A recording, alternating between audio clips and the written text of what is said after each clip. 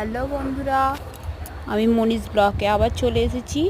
তো তোমাদের সাথে এই শেয়ার করব কি বলো তো, কই মাছ। হ্যাঁ, কই মাছের ঝাল। তো কই মাছটা আমার ভীষণ প্রিয়। তো কই মাছ যেরকমভাবেই রান্না হোক না কেন আমার ভীষণ ভালো লাগে। তো আজকে আমি এইভাবে রান্না করে দেখাচ্ছি, তোমাদের সাথে শেয়ার করছি। তো দেখো, আমার রান্নাটা যদি ভালো লেগে থাকে লাইক কমেন্ট শেয়ার করো।